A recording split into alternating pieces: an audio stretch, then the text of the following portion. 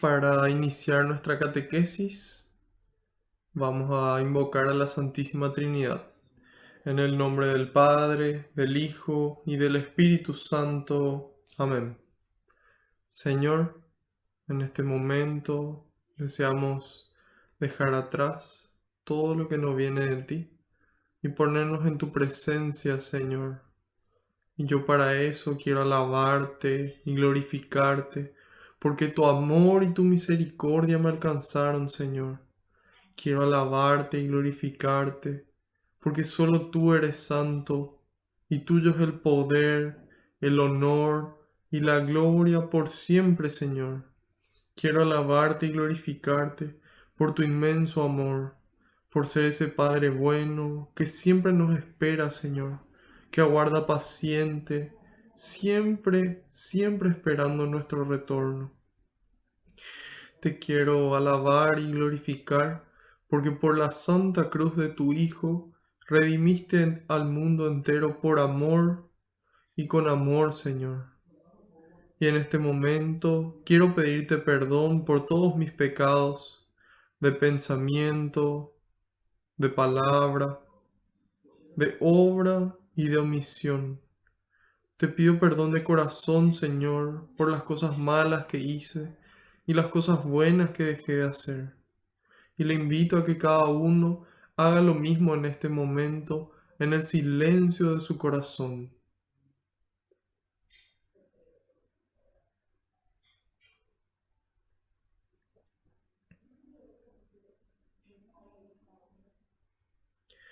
Te pido, Señor, que se cumpla tu palabra. Tú dijiste que donde dos o más se reúnan en tu nombre, ahí vas a estar vos presente, Señor. Y nosotros sabemos que aunque no te podamos ver, tú estás aquí entre nosotros. Contento, muy contento, Señor, de que podamos compartir un poco más de tu palabra, un poco más de tu persona y de tu mensaje, Señor. Y te pido que tú vayas por delante, Jesús, que puedas allanar los caminos, que puedas arar la tierra de nuestra mente y de nuestro corazón, que puedas amansarlo, Señor, para que esta semilla que se va a sembrar, que es tu palabra, pueda dar fruto y fruto en abundancia. En algunos el 30, en otros el 60 y en otros el 100%, Señor. Y en este momento, Jesús, quiero depositar en tus manos cada pedido de oración que recibimos, cada intención de las personas que están participando de este espacio, Señor. Cada intención te lo entrego, porque sé, Señor, que tú los recoges con alegría. Cada tristeza que pudiera estar en el corazón, cada duda, cada miedo, cada problema, Señor, junto con nuestras alegrías y nuestras bendiciones, con todo eso que nos agrada, Señor, todo lo ponemos en tus manos, con nuestros proyectos y nuestros sueños, porque no hay lugar mejor que tus manos, Señor. Y tú todo lo recoges con alegría y se lo entregas al Padre, para que nos conceda a cada uno esa gracia que estamos necesitando, a su debido tiempo y acorde a su voluntad. Gloria y alabanza sean dadas a ti, por los siglos de los siglos. Amén. Ahora les pido que invoquemos nuevamente todos juntos al Espíritu Santo, diciendo: ven Espíritu Santo y llena los corazones de tus fieles y enciende en ellos el fuego de tu amor. Envía, Señor, tu Espíritu y todo será creado y renovarás la faz de la tierra. Oh Dios, que aleccionaste los corazones de tus fieles con la ciencia del Espíritu Santo, haz que guiados por este mismo Espíritu, saboreemos la dulzura del bien y gocemos siempre de su divino consuelo. Por Jesucristo nuestro Señor. Amén. Ahora quiero pedirles encarecidamente que en un momento de silencio intercedan por mí ante el Padre, para que todo lo que transmita sea su voluntad con las palabras del Hijo que sea el Espíritu Santo el que obre con intensidad en mí y en cada uno de ustedes.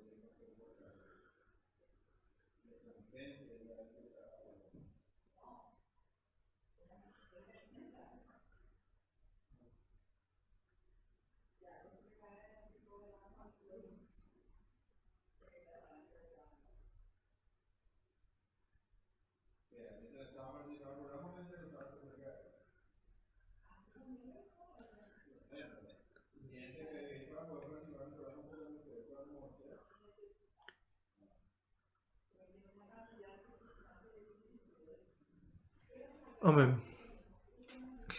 Para los que ya vienen acostumbrados a nuestra catequesis, generalmente empezamos con la oración de un salmo, siguiendo la recomendación del Padre Ignacio Larrañaga, en donde él nos enseña en sus talleres de oración y vida a orar al estilo de Jesús.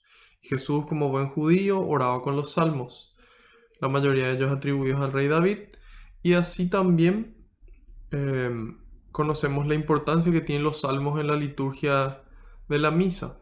Sin embargo, hoy, mientras que preparaba la catequesis en oración, sentí de que Dios quería que empecemos de otra forma. Así que hoy, en lugar de un salmo, empezaremos con el libro de Macabeos, el segundo libro de Macabeos, capítulo 6. Se encuentra antes de Isaías en el Antiguo Testamento. En mi Biblia, que es la traducción latinoamericana, está en la página 623. 623. Sería el segundo libro de Macabeos, capítulo 6, versículos del 18 al 31. En esta lectura vamos a estar leyendo el martirio de Eleazar. Eleazar, vamos a ver enseguida su historia. Él es considerado hoy un santo y su fiesta, si no me equivoco, se celebra el 12 de agosto, hace poquito. Entonces, empezamos. Segunda de Macabeos 6, del 18 al 31. El martirio de Eleazar. Eleazar era uno de los principales doctores de la ley, un hombre de edad y de noble aspecto. Quisieron abrirle la boca a la fuerza para hacerle comer carne de cerdo, pero prefirió una muerte gloriosa a una experiencia vergonzosa y marchó voluntariamente al suplicio de la rueda. Escupió lo que tenía en la boca, tal como deben hacerlo los que tienen la valentía de rechazar lo que está prohibido, antes de comérselo por apego a la vida. Los que presidían esa comida ritual, prohibida por la ley, lo llamaron aparte, porque conocían a ese hombre desde hacía mucho tiempo. Lo invitaron a que simulara comer la carne ofrecida en sacrificio según la orden del rey, pero que en realidad fueran carnes autorizadas por la ley y que él mismo hubiera preparado. Al actuar así, y gracias a esa vieja amistad que los unía, se libraría de la muerte. Pero él tomó una noble decisión, digna de su edad, de la autoridad que le otorgaban su vejez y sus venerables cabellos blancos por la edad, digna también de su conducta irreprochable desde su niñez y conforme a las santas leyes establecidas por Dios mismo. Respondió que mejor lo enviaran al lugar de los muertos. Y añadió esto: a nuestra edad no es conveniente hacer tal cosa. Muchos jóvenes podrían pensar que Eleazar, con sus 90 años, se dejó conquistar por los extranjeros. Y así ellos se descarriarían junto conmigo debido a mi doble juego, en un momento en que me queda tan poco para vivir. De esa manera atraería sobre mi vejez la vergüenza y la deshonra. Y si por ahora escapara al castigo de los hombres, no escaparé vivo o muerto de las manos del Todopoderoso.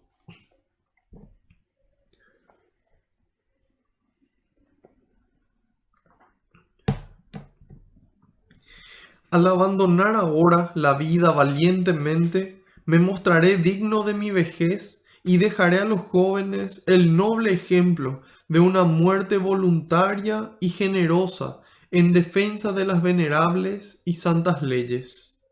Y así hablando, caminó derecho al suplicio de la rueda. Para los que lo llevaban, las palabras que acababa de pronunciar no eran más que locura, y la generosidad que hacía poco habían tenido con él se trocó en maldad. Cuando estaba a punto de morir a golpes, dijo en un suspiro: el Señor, que posee el exacto conocimiento, ve cuán crueles dolores soporto bajo los golpes en mi cuerpo, siendo que podría haber escapado a la muerte. Pero Él ve que en mi alma lo sufro con alegría por el temor que le tengo. Así entregó la vida, dejando con su muerte un ejemplo de valentía y el recuerdo de su virtud, no solo a la juventud, sino a la gran mayoría de la nación. Palabra de Dios, te alabamos, Señor. Bueno, así se nos narró en este libro de Macabeos el martirio de este señor anciano. Este señor, teniendo 90 años de edad, el rey quiere obligarle a quebrantar la ley. Esa ley de Dios que para él y para todos los judíos era lo más sagrado que existía. Entonces, ¿qué hace este rey? Creo que era Antíoco IV Epifanes, si no me equivoco, en el siglo segundo antes de Cristo. Y le ofrece comer esa carne inmolada a los ídolos, esa carne prohibida por la ley, a cambio de su vida. Y él toma una decisión, él dice: no, yo voy a permanecer fiel a Dios. Yo voy a permanecer fiel a sus leyes y a sus enseñanzas, así como lo hice toda mi vida. ¿Y qué pasa? Agarran sus amigos y le ofrecen al anciano. Le dicen: nosotros te conocemos, nosotros sabemos que sos una buena persona. Vamos a hacer algo. Nosotros nos ofrecemos a cambiar esa carne que está inmolada, que está prohibida, vos no vas a comer. Lo que nosotros vamos a hacer es vamos a cambiar y vos vas a comer una carne que vos mismo prepares. Y ahí dice Eleazar: pero esto sería un engaño. Esto sería un engaño. ¿Y qué va a pensar la gente? ¿Qué va a pensar la gente? Entonces él toma la decisión y va hasta el final. Y va por una muerte dolorosa, va por un camino de sufrimiento. Sin embargo, como dice aquí en el versículo 30, dice: Él ve que en mi alma lo sufro con alegría, dice. Entonces, la medida en la que nosotros tenemos claras nuestras prioridades acá en la tierra, nosotros podemos atravesar los sufrimientos hasta con alegría, dando testimonio de la presencia de Dios mismo en nuestras vidas. Cuando tenemos a Dios presente, nos permite a nosotros atravesar el sufrimiento, incluso con alegría. Y eso le sorprende a la gente, eso da testimonio y le atrae a la gente hacia Dios. Entonces, aquí la lección más importante que nos deja este Señor, primero, es la fidelidad a Dios. Y qué tan importante es no fallarle a Dios. ¿Sí? Nosotros muchas veces, por cosas mínimas, dejamos de ser fieles a Dios. por caprichos, por placeres efímeros, incluso por cosas perjudiciales, somos capaces de traicionar a Dios. Sin embargo, aquí nos muestra un ejemplo enorme de fidelidad. Él, con tal de ser fiel a Dios, no fue capaz de comer una carne prohibida, ¿sí? Entonces, eso. Entonces es importante que nosotros podamos analizar, que vos y yo podamos sentarnos en un momento de silencio, anotar esta pregunta. ¿Qué estoy dispuesto a sacrificar por Dios? ¿Qué tan fiel soy a Dios? ¿Estoy dispuesto a dar mi vida? Y una vez que tengamos esa respuesta, vamos a poder continuar mejorando. Vamos a poder tomar una decisión, una noble decisión, así como lo hizo Eleazar. En el 23 dice, pero él tomó una noble decisión, digna de su edad y de sus venerables cabellos blancos. Entonces nosotros, hoy, año 2020, estamos invitados a poder tomar una noble decisión, digna no de nuestra edad, sino de nuestra condición de cristianos, de nuestra condición de seguidores de Cristo. Y por eso tomar una noble decisión, la noble decisión de cargar con la cruz y de dar testimonio, ¿sí? Entonces, la primera lección es la fidelidad a Dios. Y la segunda lección que Él nos da, la segunda lección que Él nos da es que no basta con ser, también hay que parecer. Y esto parecía una forma de hipocresía o de apariencia, pero sin embargo no es así. Aparte de ser, hay que parecer. En lo personal, hace varios años atrás, muchos años atrás, yo pensaba, yo voy a vivir como Dios quiere. Pero si la gente piensa que yo soy un borracho, que yo soy un bandido, que yo soy un haragán, que yo soy una persona deshonesta, yo soy un corrupto, eso no me importa, decía yo. ¿Por qué? Porque Dios ve. Así como dice Eleazar, Dios ve. Entonces, yo decía, ¿qué me importa la opinión de la gente? Sin embargo, la opinión de la gente es importante cuando uno quiere transmitir un mensaje. Porque así como la gente te ve, así la gente recibe el mensaje. Si la gente me ve a mí como una persona dividida, como una persona que ni siquiera se esfuerza por cumplir lo que Dios manda, entonces van a decir, pero vos qué me vas a decir si vos sos el primero en piratear películas, en pagar coimas, en aprovecharse el prójimo, ¿sí? Vos sos el primer borracho que muere tomando alcohol cada vez que puede. Si es que vos no cuidas tu cuerpo, vos no cuidas tu mente, si es que vos no sos una persona de oración. Entonces, por eso es importante, aparte de ser, parecer. Eso es lo que nos enseña aquí, porque dice, lo que nosotros hacemos influye en las demás personas, influye en nuestro entorno, sea en nuestra familia, sea en nuestro trabajo, sea con nuestros amigos, en nuestro entorno educativo, académico, influye. Entonces por eso también él dice, no, porque él si quería hacer lo que era agradable a los ojos de Dios, él podía cambiar, pero la gente iba a pensar diferente.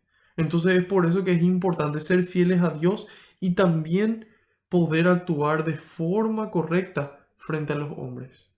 Porque nuestro testimonio habla de la presencia de Dios y lo que nosotros hacemos le afecta al otro.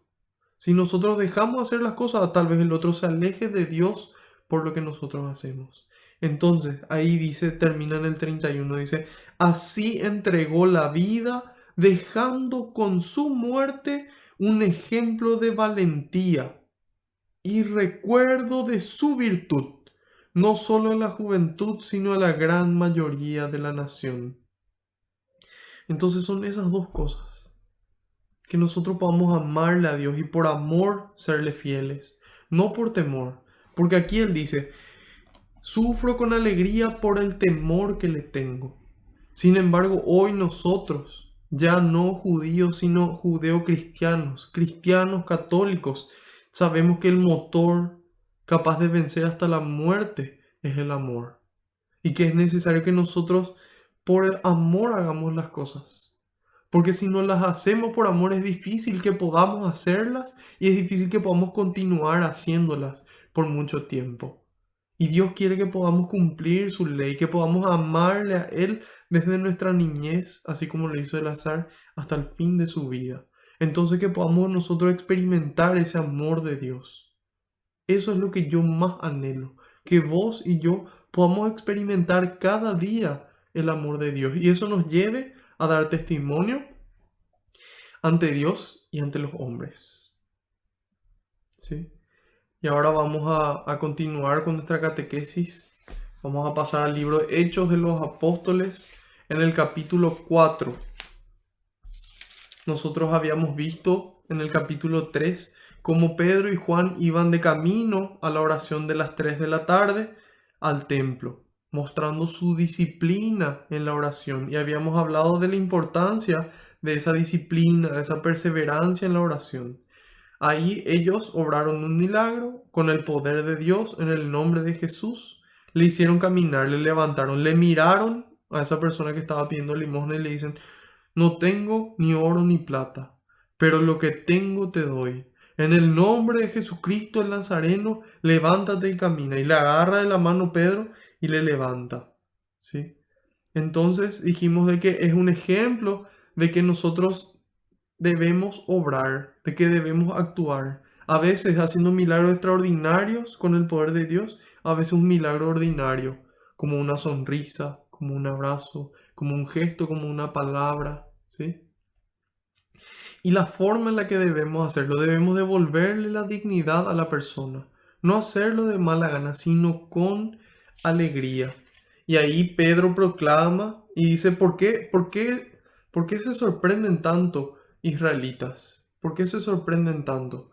Siendo que como si fuera que por nuestro poder o por nuestra santidad obramos este milagro. No es por eso, es por la santidad de Dios y por su amor que obra a través nuestro. Y dice: la fe, decía en el 16, la fe que Él nos inspira es la que ha sanado totalmente. Entonces esa fe es la que mueve el poder de Dios. Y decía finalmente en el 26, por ustedes, por vos y por mí, en primer lugar Dios ha resucitado a su siervo, y decía siervo con mayúscula, y lo ha enviado para bendecirles, con tal que cada uno renuncie a su mala vida. Sí, eso es lo que Dios quiere. Dios quiere perdonarnos, quiere abrazarnos, que nos convirtamos, que nos arrepintamos de nuestros pecados y que nos convirtamos. Que vamos a volver a su casa y permanecer en ella. A continuación de esta proclamación, Pedro y Juan son arrestados. Y así empieza este capítulo 4. Vamos a leer desde el versículo 1 hasta el 22. Pedro y Juan estaban aún hablando al pueblo cuando se presentaron los sacerdotes, el jefe de la guardia del templo y los saduceos. Toda esa gente se sentía muy molesta porque enseñaban al pueblo y afirmaban la resurrección de los muertos a propósito de Jesús. Los apresaron y los pusieron bajo custodia hasta el día siguiente, pues ya estaba anocheciendo. Pero muchos de los que habían oído la palabra creyeron, y su número llegó a unos 5.000 hombres. Al día siguiente, los jefes de los saduceos se reunieron con los ancianos y los maestros de la ley de Jerusalén.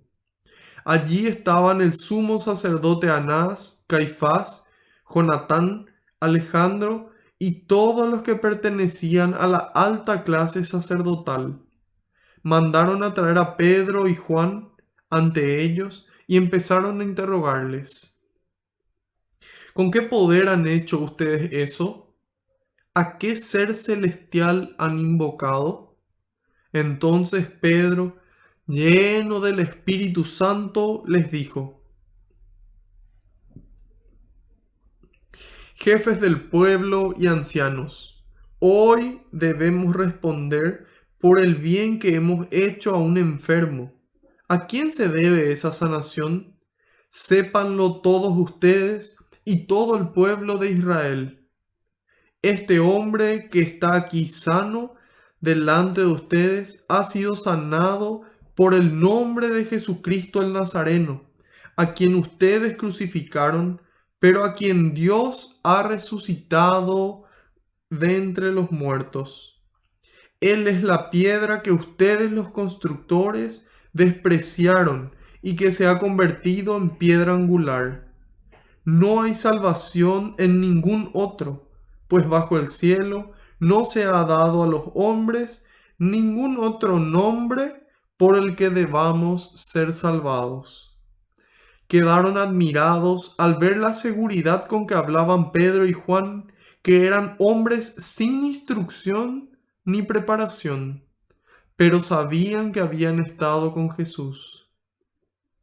Los jefes veían al hombre que había sido sanado allí, de pie a su lado, de modo que nada podían decir contra ellos. Mandaron pues que los hicieran salir del tribunal mientras deliberaban entre ellos. Decían: ¿qué vamos a hacer con estos hombres? Todos los habitantes de Jerusalén saben que han hecho un milagro clarísimo y nosotros no podemos negarlo. Pero prohibámosles que hablen más de ese nombre ante ninguna persona, no sea que esto se extienda entre el pueblo. Llamaron pues a los apóstoles y les ordenaron que de ningún modo enseñaran en el nombre de Jesús, que ni siquiera lo nombraran. Pedro y Juan les respondieron: juzguen ustedes si es correcto delante de Dios que les hagamos caso a ustedes en vez de obedecer a Dios. Nosotros no podemos dejar de hablar de lo que hemos visto y oído. Insistieron ellos en sus amenazas y los dejaron en libertad. No encontraron manera de castigarlos a causa del pueblo, pues todos glorificaban a Dios por lo que había sucedido, sabiéndose además que el hombre milagrosamente sanado tenía más de 40 años. Palabra de Dios, te alabamos, Señor. En este libro de Hechos de los Apóstoles mencionamos ya varias veces de que es un libro escrito por San Lucas, es su segunda obra, la continuación del Evangelio, y mencionamos de que ya desde los primeros cristianos se animaban a decir que este libro de Hechos sería el Evangelio del Espíritu Santo, ya que si bien narra principalmente la vida de los primeros cristianos, narra la vida de San Pedro, la vida de San Pablo, finalmente lo que está por encima es el Espíritu Santo obrando a través de ellos, obrando a través de esa primera comunidad de cristianos. Y entonces habíamos dicho de que es importante el testimonio, de que es importante arrepentirse y convertirse, y que es importante que nosotros podamos amar. Y que así como esa persona, como ese paralítico, esperó algo de ellos, que nos toca a nosotros hacer tan bien las cosas que la gente vuelva a esperar algo de los cristianos, que la gente vuelva a esperar algo de la Santa Iglesia que Cristo fundó, que espere algo bueno, ¿sí? Que la gente al ver un cristiano espere algo bueno. Entonces es por eso que nosotros tenemos que obrar. Una vez que obremos, nos va a ocurrir probablemente lo que les ocurrió a ellos. San Juan María Vianney dice: si predicando, si en el camino no te encuentras de frente con el demonio, es probablemente porque estás caminando a su lado, ¿sí? Entonces, es importante que nosotros, en la medida en la que hagamos el bien, seamos conscientes de que hay personas que van a reaccionar.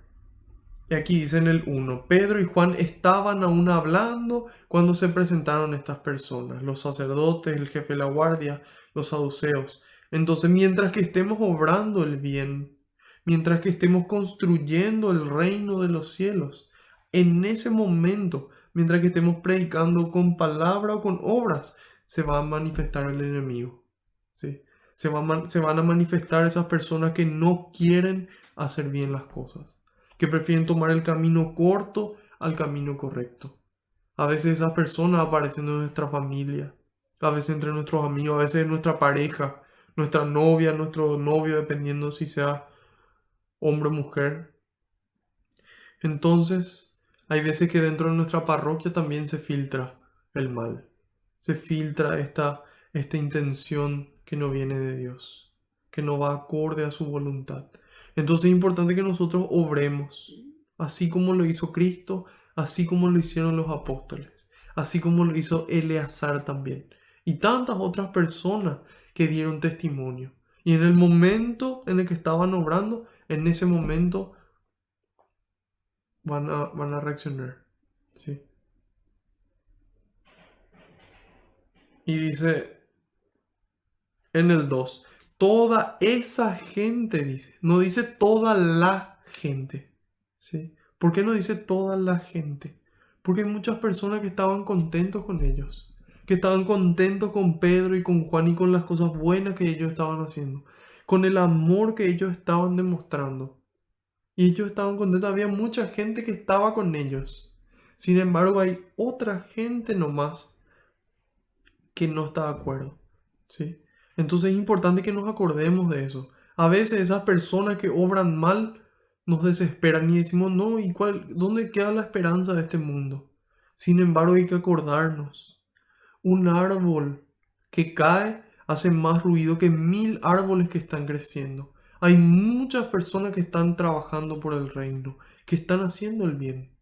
Entonces es importante acordarnos de eso y acordarnos que toda esa otra gente que no le interesa el bien, que quieren su bien solamente o el perjuicio de otros, son los que reaccionan, ¿sí? Y dice, toda esa gente se sentía muy molesta. ¿Por qué? Porque enseñaban al pueblo y afirmaban la resurrección de los muertos a propósito de Jesús. ¿Por qué les molestaba esto? Por dos motivos. Primero dice porque le enseñaban al pueblo. Ellos preferían tener ellos los conocimientos, tener ellos el poder y el control sobre los demás, vivir bien ellos. Ellos eran los encargados del templo, ¿sí? Estos saduceos, esta raza de sacerdotes, ellos eran los encargados de manejar el dinero. Entonces ellos sabían, tenían bien claro, en la medida en la que esta gente entienda lo que ocurre, ellos se van a sublevar contra nosotros. Entonces, había un interés generado, había un interés de por medio que tenían ellos, y por eso se molestaban, porque estas enseñanzas iban en contra de sus intereses. Y a veces hoy hay personas que también se enojan porque vamos en contra de sus intereses. La gente que está a favor del aborto, la gente que está a favor del matrimonio igualitario, la gente que está a favor de que los divorciados se vuelvan a casar en contra de lo que Jesús dijo, la gente que está a favor de la corrupción, la gente que está a favor de algún interés personal, la gente que está a favor de seguir robando, ¿sí? Entonces, la gente que tiene algún interés, entonces va en contra. Eso es lo que menciona San Agustín. San Agustín dice, solamente niega a Dios a quien no le conviene que exista. ¿Sí? ¿Por qué? Porque quiere sus propios intereses. Y son capaces de asesinar incluso con tal de seguir bien ellos. A ese punto llega el egoísmo.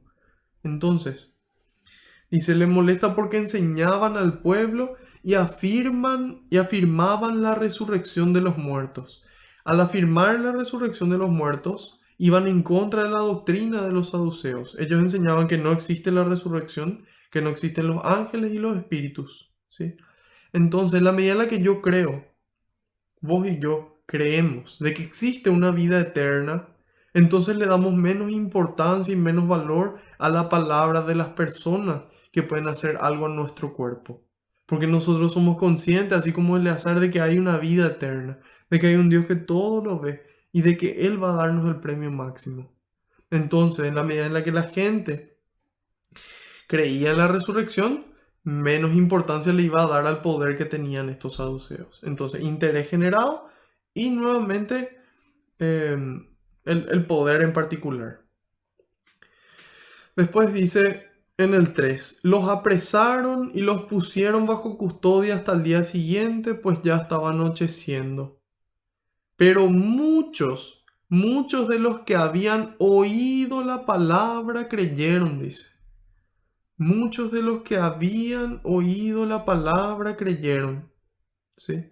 Y eso es lo que nos dice, eso es lo que nos dice San Pablo. La fe nace por la predicación, ¿sí? Alguien tiene que hablarnos de Dios con sus palabras y con sus obras. Entonces de ahí nace la predicación. Acá podemos ver que que Pedro y Juan predicaron. Y dice, a unos 5.000 hombres que escucharon la palabra, creyeron.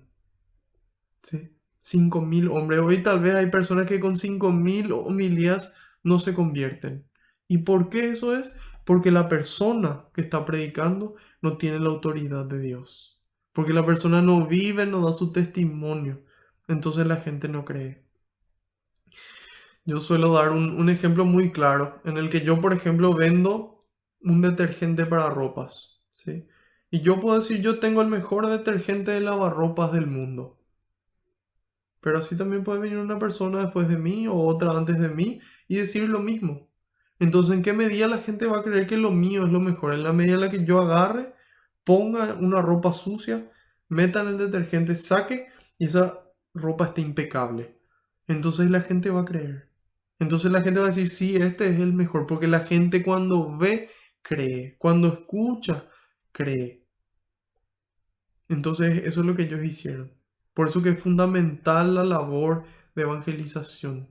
Que vos y yo tenemos que hacer, todos dentro de la iglesia. Y dice 5.000 hombres. Y ese es el efecto del Espíritu Santo. ¿Sí? El Espíritu Santo es el alma de la misión. Nos dice Jesús en Juan capítulo 6, versículo 63. El Espíritu es el que da la vida. La carne no sirve para nada. Las palabras que les he dicho son espíritu y vida. Las palabras que les he dicho son espíritu y vida. Entonces son esas palabras animadas por el Espíritu Santo. Un espíritu que nos anima a proclamar, así como lo hicieron ellos, a pesar de las consecuencias que tengamos que sufrir. Dice en el 5, al día siguiente, los jefes de los saduceos se reunieron con los ancianos y los maestros de la ley de Jerusalén. Allí estaban el sumo sacerdote Anás, Caifás, Jonatán, Alejandro y todos los que pertenecían a la clase sacerdotal, es decir, todas esas personas que manejaban el templo. ¿Sí? Que tenían un interés generado. Entonces los que tienen esos mismos intereses se juntan entre ellos.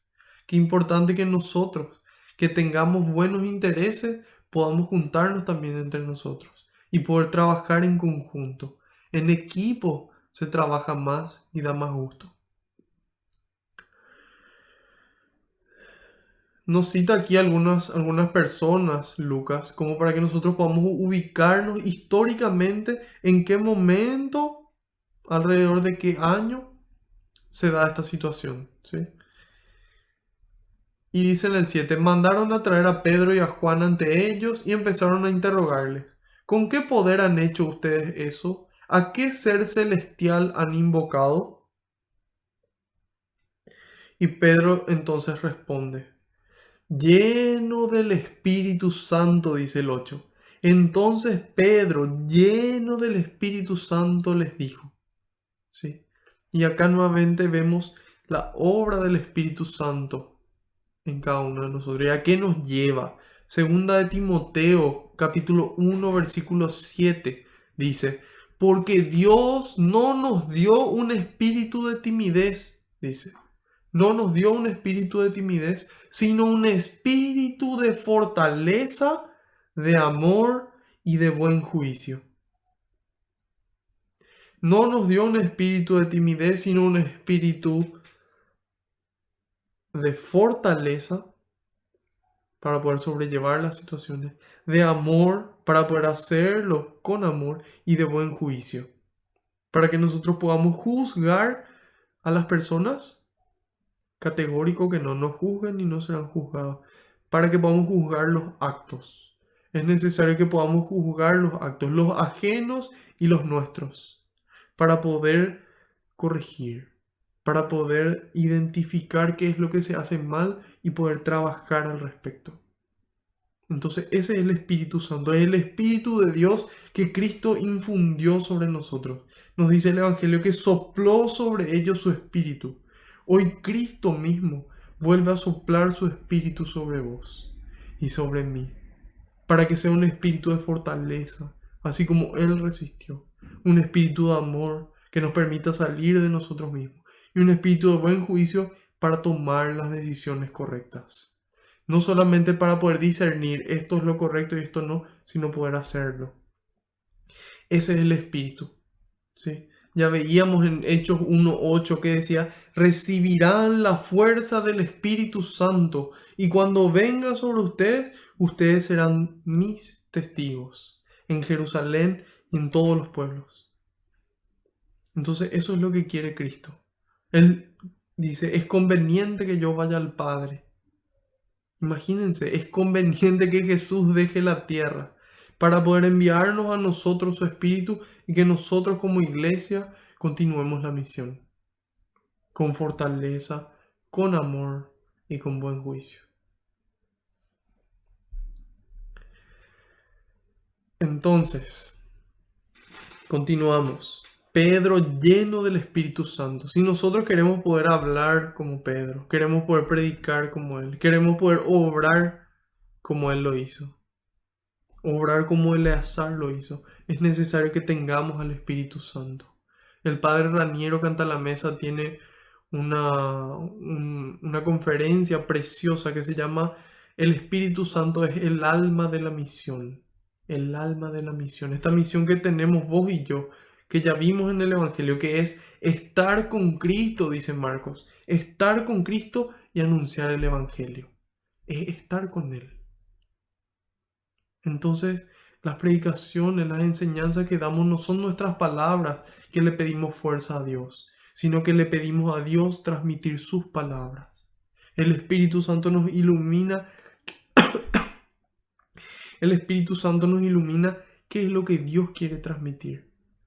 Y una vez que nos damos cuenta de eso, utilizamos todas las herramientas que tenemos a nuestra disposición para poder transmitir ese mensaje que Dios quiere. Disculpen.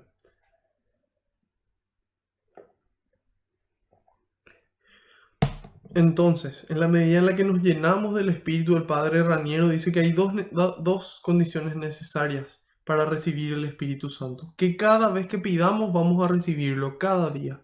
Es necesaria la oración, y él menciona los ejemplos del bautismo de Jesús cuando recibe el Espíritu Santo. Menciona Pentecostés, que ya habíamos visto hace poco, como perseverando en oración ahí reciben el Espíritu. Entonces en oración pedirle el Espíritu Santo. Y segundo, una rectitud de intención. Es decir, pedirle al Señor, yo quiero la sabiduría, pero para transmitir tu amor, para transmitir tu mensaje, no para que me glorifiquen a mí, no para que me suban a mí, sino para gloria tuya. Para que así como dice en el 22, todos glorificaban a Dios. Entonces en esa medida recibimos el Espíritu para poder dar testimonio. Nuestras fuerzas humanas no son suficientes. No son suficientes para ser buenos cristianos, para ser cristianos todo el tiempo, en toda situación, de forma constante. Porque nuestras fuerzas no son constantes. En cambio, Dios es constante, su Espíritu es constante. Y eso nos permite a nosotros poder cumplir la ley de Dios, con amor y por amor. Y ahí Pedro les dice en el 9, hoy debemos responder por el bien que hemos hecho a un enfermo. Hoy debemos responder.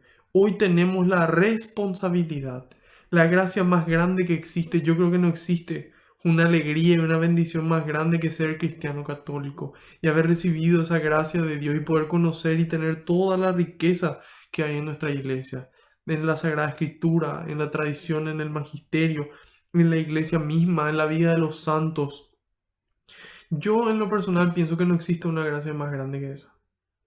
de haber heredado esa fe y de poder vivirla con intensidad, de poder sentir esa experiencia de amor de Dios. Y hoy, además de esa gracia, de esa alegría, nos toca una responsabilidad, a vos y a mí, a vos que estás del otro lado y a mí que estoy de este lado, juntos, de construir.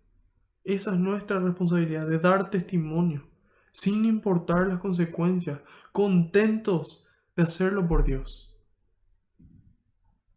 Si yo te pregunto hoy, si tuvieras que dar la vida por tu mamá, si tuvieras que dar la vida por tu hermano, por tu papá, por tu mejor amigo, por tu mejor amiga, ¿lo harías?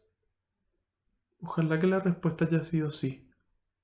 ¿Y cuánto más no deberíamos de dar nuestra vida? No solamente dar, sino vivir. No solamente morir por Dios, sino vivir por Dios. Todos los días. Ayudados por su espíritu, movidos por su espíritu, de fortaleza, de amor, de buen juicio. Eso es lo que nos espera.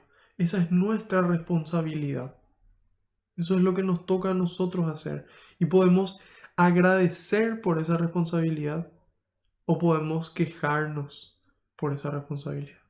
Podemos decir, yo hubiese nacido pagano, hubiese nacido de cualquier otra religión y no iba a tener esta responsabilidad. Podemos quejarnos, tomarlo como una carga o tomarlo como una bendición, como una oportunidad, como una confianza de Dios en vos y en mí para sentir su amor y llevar ese amor, para hoy dar testimonio, para hoy hacernos responsables. Y si no lo éramos, no importa. Lo que importa es hoy. Y si ya lo veníamos haciendo, pues continuemos. Ese es el espíritu.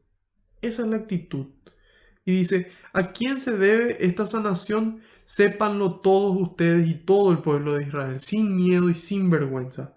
Este hombre que está aquí está sano delante de ustedes, ha sido sanado por el nombre de Jesucristo el Nazareno, a quien ustedes crucificaron, pero a quien Dios ha resucitado entre los muertos. Es decir, por ese que ustedes crucificaron y que ustedes no creen que resucitó, por su nombre, este enfermo está sano.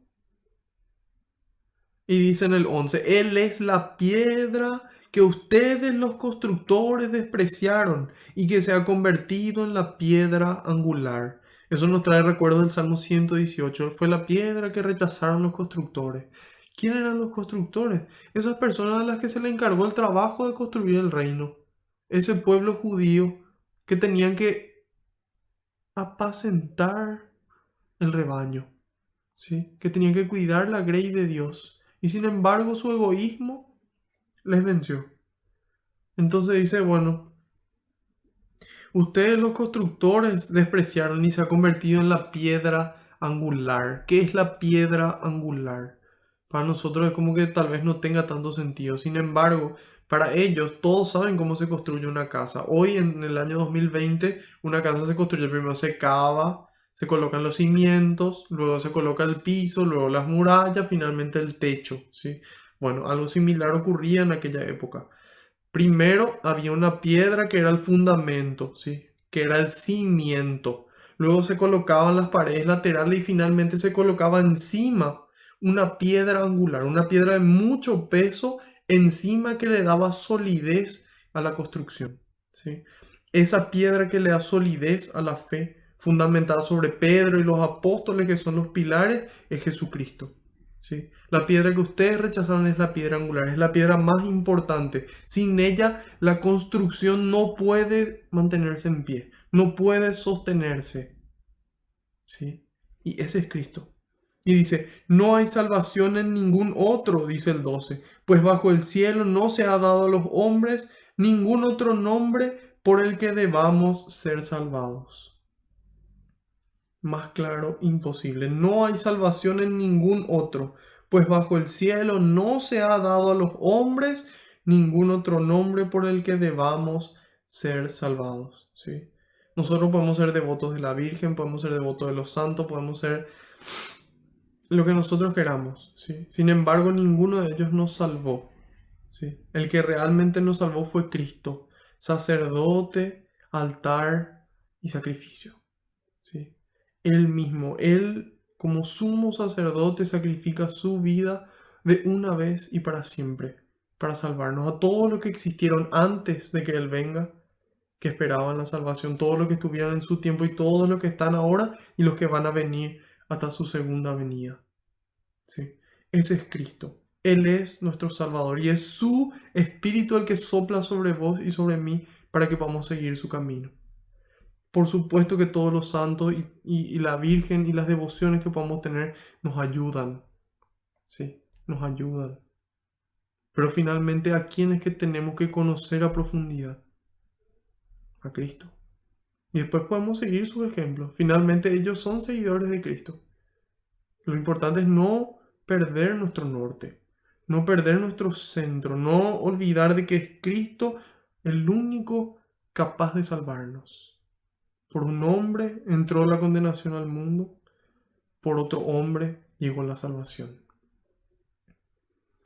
Y dice en el 13, quedaron admirados al ver, todo el tiempo hacemos énfasis en esto. De nada sirve poder saber todas las cosas si es que no lo ponemos en práctica, ¿sí? Eso es lo que dice Jesús. Capítulo 10 de San Juan, versículos 37 y 38. Si yo no hago las obras del Padre, si yo no hago, no me crean, dice Jesús. Pero si las hago, dice el 38. Pero si las hago, si no me creen a mí, crean a esas obras. Para que sepan y reconozcan que el Padre está en mí y yo en el Padre. ¿Sí? Entonces, si no creen por mí, crean por las obras. Lo mismo nos dice Santiago en su carta, capítulo 2, versículo 18, dice, y sería fácil decirle a uno, tú tienes fe, pero yo tengo obras. Muéstrame tu fe sin obras, que yo con mis obras te mostraré mi fe. ¿Sí? Entonces no basta creer, no basta proclamar, no basta decir, no basta sentir, hay que hacer. Y cuando la gente hace, ahí la gente se queda admirada. La gente tiene que quedarse admirada de nuestro amor, de nuestra generosidad, de nuestra paz, de nuestra felicidad. Pero ¿cómo vamos a alcanzar eso? Solamente con el Espíritu Santo. Cuando el Espíritu de Dios nos habita, da los frutos que ya mencionamos en repetidas ocasiones. Pueden buscarlo en Gálatas 5, 22, 23. Y dice, quedaron admirados al ver. Sí, la gente tiene que quedarse admirada, no por nuestra apariencia, por nuestros conocimientos, no por nuestros actos. Que podamos hacernos todo en todos, fuertes con los fuertes, débiles con los débiles. Que la gente se admire de eso y le pueda dar gloria a Dios. Que pueda enamorarse de ese Dios que nos habita. Que pueda animarse a vivir su encuentro con Dios. A poder pedirle al Señor, Señor, yo quiero sentir tu amor. Señor, yo quiero sentir tu amor. Yo quiero conocer tu amor. Yo quiero vivir por tu amor y con tu amor. Pero para eso la gente tiene que ver, no existe otro camino. Queremos cambiar la iglesia, testimonio, obras, que la gente vea. Queremos cambiar el país, obras, que la gente vea. Queremos cambiar el mundo, obras, que la gente vea. Y el Espíritu Santo nos va a dar la fuerza para hacerlo de la forma en la que tenemos que hacerlo y poder hacerlo por mucho tiempo, porque el Espíritu nos renueva. Todas las cosas las hace nuevas. Entonces necesitamos de Dios, necesitamos del Espíritu Santo. Necesitamos. Y si necesitamos, tenemos que pedir. Y dice, quedaron admirados al ver la seguridad con que hablaban Pedro y Juan, que eran hombres sin instrucción ni preparación, pero sabían que habían estado con Jesús. Entonces ese contacto con Jesús es el que nos da a nosotros lo que nosotros necesitamos para cumplir la misión. No nuestra preparación, nuestra capacidad. Eso ayuda, por supuesto, y lo ponemos a disposición del Espíritu. Pero es estar con Cristo. Estar con Cristo. Si no, ¿cómo acudimos a un incendio? Acudimos al incendio, pero no tenemos agua en los tanques. Un ejemplo muy común. Queremos hacer las cosas bien, pero cuando tenemos que hacer no nos da las ganas, no nos da la actitud. Y eso es porque no cargamos el tanque con el amor de Dios. En la medida en la que cargamos el tanque con el amor de Dios, entonces podemos distribuir. Entonces podemos ir a un incendio y apagar, podemos calmar las aguas, podemos pedir paz. Pero eso necesita de preparación, necesita de perseverancia, necesita de disciplina. Si no, nunca vamos a lograr. O si logramos algo, vamos a lograr muy poco y durante poco tiempo. El Señor quiere que demos fruto y que esos frutos permanezcan. Dice en el 14, los jefes veían al hombre que había sido sanado allí de pie a su lado, de modo que nada podían decir. Cuando la gente ve, nadie puede negar los hechos. Uno puede opinar lo que quiera, uno puede pensar lo que quiera, pero la realidad no se puede negar. Entonces, esa realidad es la que nosotros estamos llamados a construir.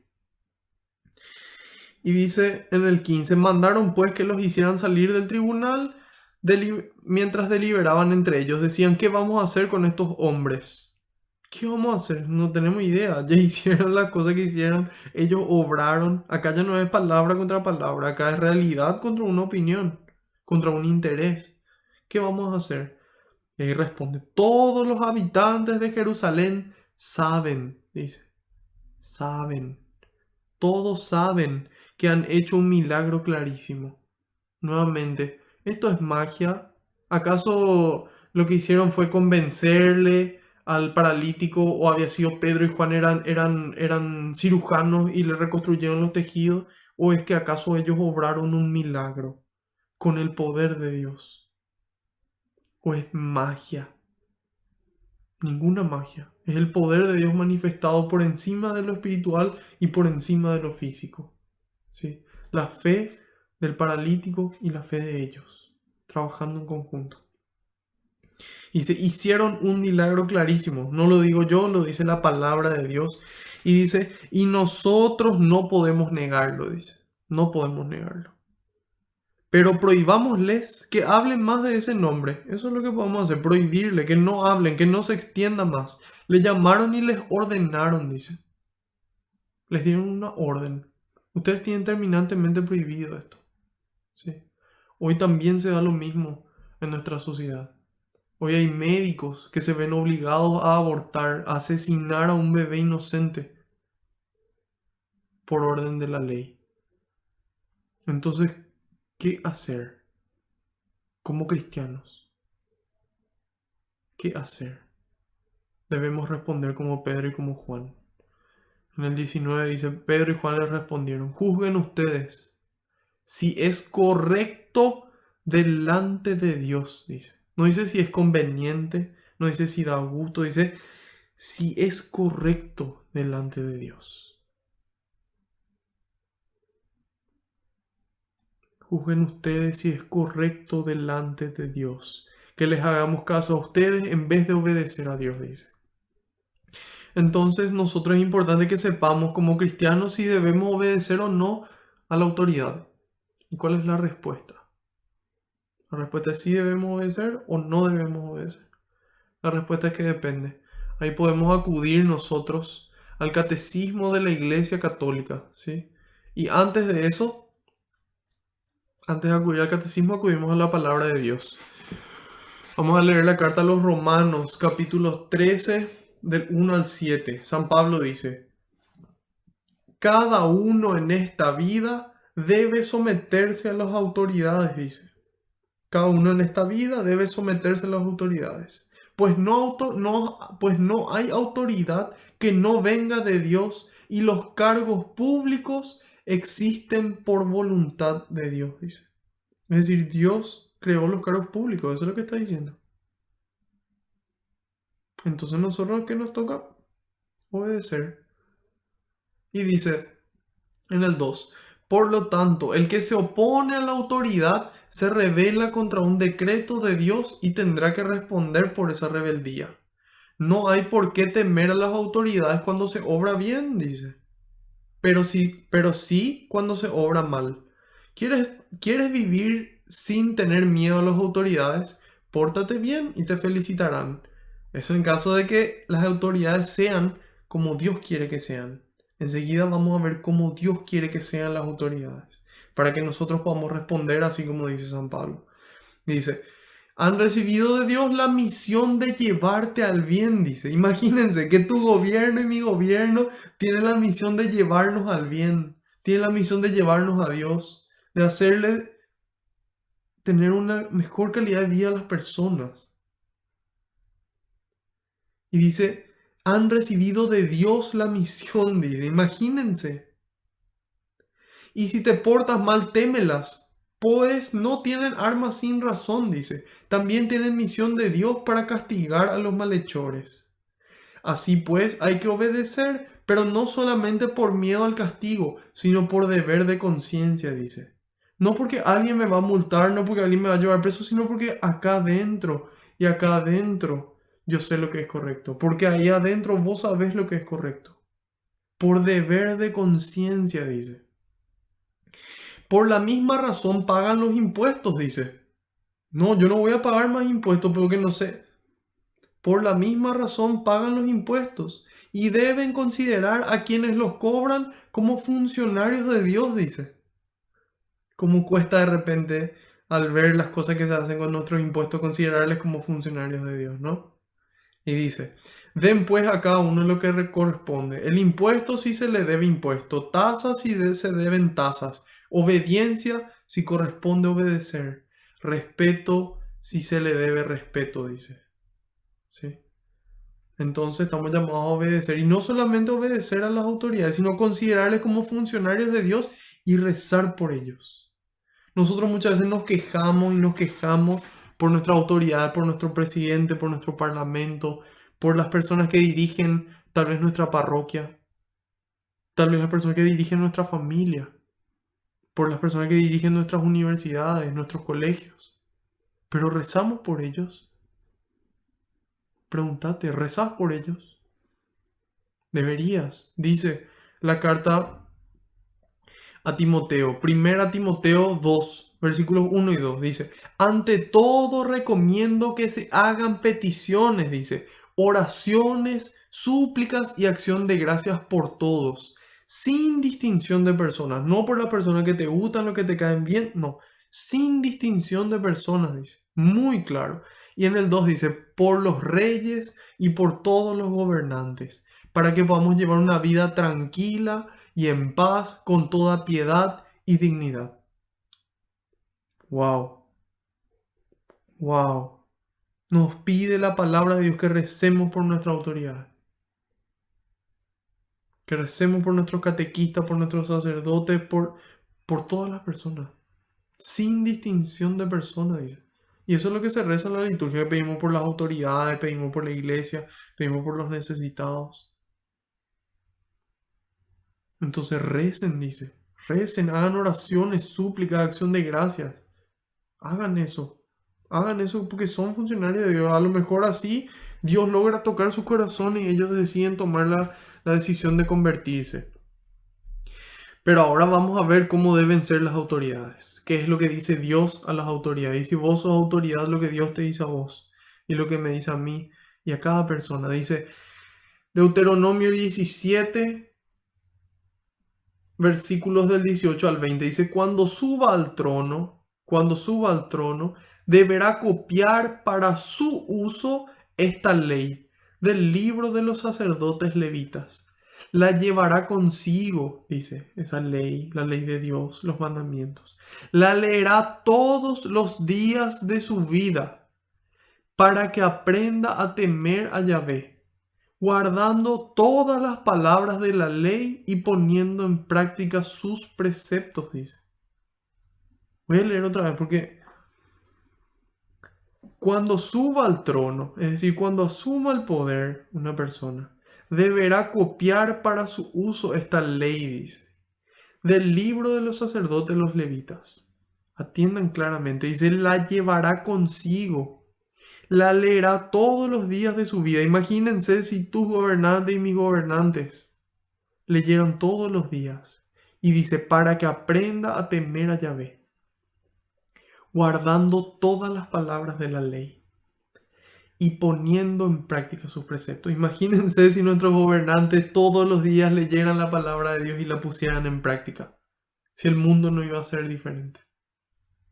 Entonces, a nosotros nos toca aprender, nos toca rezar, nos toca exigir. Y nos toca en el momento en el que nos toca a nosotros ocupar esos lugares, nos toca cumplir lo que Dios quiere que nosotros hagamos. Y dice en el 20, así no mirará en menos a sus hermanos, no se cree superior. Y no se apartará de estos mandamientos ni a la derecha ni a la izquierda, ni abusando ni dejando de cumplir. Y él y sus hijos prolongarán sus días, los días de su reinado en medio de Israel. Eso es lo que Dios quiere que hagan los gobernantes. Que nosotros, dentro de la iglesia, dentro de nuestra familia, dentro de donde nos toque, sepamos que el poder está en el servicio. Nosotros estamos llamados a servir. Que esas personas que están en el poder son servidores.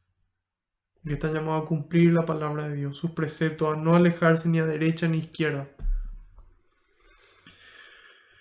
Pero para eso hay que conocer, hay que formarse, hay que prepararse. Y nosotros también. Para poder hacerlo nosotros o poder exigir a los otros que lo hagan.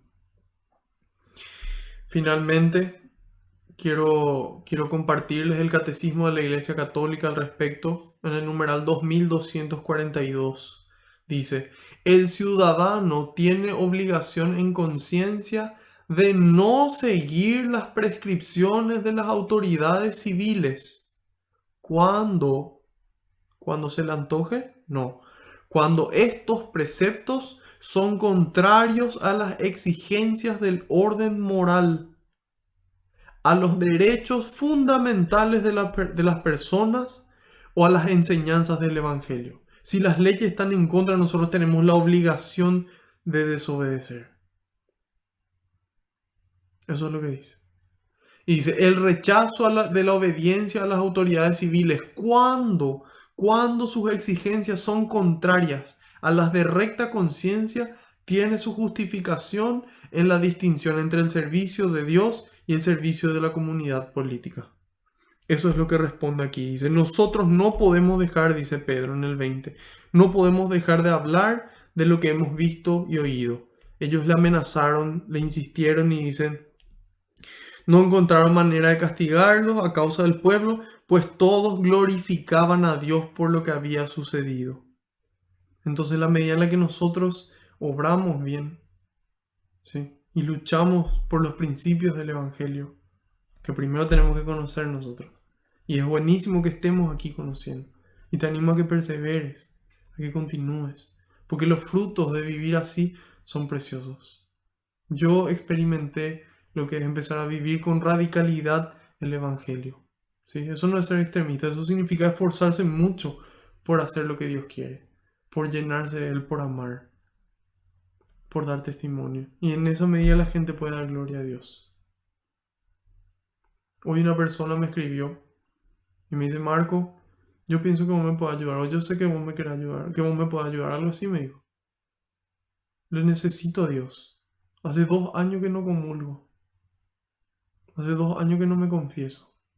Y tiene todo, no le falta nada. Tiene familia, tiene comida, tiene trabajo. Un trabajo que ama. Y sin embargo nada le es suficiente porque le falta a Dios. Entonces es por eso que nosotros tenemos que tenerle a Dios. El Espíritu Santo le falta. Y me dijo, hoy me confesé y comulgué y fue genial. Entonces esforcémonos por buscar a Dios, por cumplir sus leyes. Y así vamos a construir. Si queremos que el mundo cambie, cambiemos nosotros. Como dice la Madre Teresa, vete y ama a tu familia. Ahí donde más cuesta. A mí también me cuesta. Pero procuro. Todos los días procuro. Un poco más. Y un poco más. Y le pido al Señor y pido por sus corazones. Pero trabajo también. Y espero que vos hagas lo mismo. Y que juntos construyamos para algún día poder encontrarnos con el Señor cara a cara. Allá arriba. Y decir triunfamos. Decir llegamos. Por gloria, para gloria de Dios y por gracia de Dios. Porque Él nos dio su espíritu para poder lograrlo. que la Virgen y que todos los santos puedan interceder por nosotros para que podamos llegar, así como ellos ya lo hicieron. Sin miedo a dar testimonio, siendo fieles a Dios, por amor y con amor. Vamos a darle gracias a Dios. Señor, quiero darte gracias por esta catequesis, porque solo tú tienes el poder de transformar estas simples palabras, Señor, en tu palabra. Solamente tú tienes el poder de atravesar los corazones, Señor, de poder quedarte en ellos, de poder transformar esos corazones. Te pido, Señor, que lo que se dijo pueda quedarse grabado con el fuego de tu amor en nuestros corazones, con el fuego de tu espíritu, que pueda quedarse grabado en nuestra mente y en nuestro corazón, para que podamos aceptarlo y llevarlo a la práctica. Envía, Señor, más obreros a la viña, porque la cosecha es grande y los trabajadores son pocos. Todo honor y toda gloria sea para ti, siempre, Señor, por los siglos de los siglos. Amén. Te decimos todos juntos: Padre nuestro que estás en el cielo, santificado sea tu nombre. Venga a nosotros tu reino, hágase tu voluntad en la tierra como en el cielo. Danos hoy nuestro pan de cada día. Perdona nuestras ofensas, como también nosotros perdonamos a los que nos ofenden. No nos dejes caer en la tentación y líbranos del maligno. Amén. Madre Santa, gracias por tu ejemplo, gracias por tu testimonio, gracias por mostrarnos esa fidelidad a Dios hasta el final. Tú permaneciste de pie al lado de la cruz y después también. Gracias, Madre, por mostrarnos el camino a tu Hijo para que podamos hacer lo que Él nos diga, por amarnos y protegernos, por interceder por nosotros ante el Padre, ante tu Hijo y ante el Espíritu Santo que te fecundó. Dios te salve María, llena eres de gracia, el Señor es contigo, bendita tú eres entre todas las mujeres, y bendito es el fruto de tu vientre, Jesús. Santa María, Madre de Dios, ruega por nosotros los pecadores, ahora y en la hora de nuestra muerte. Amén. Haciendo caso al pedido del Papa, rezamos a San Miguel Arcángel. San Miguel Arcángel, defiéndenos en la batalla, sé nuestro amparo contra la perversidad y acechanzas del demonio.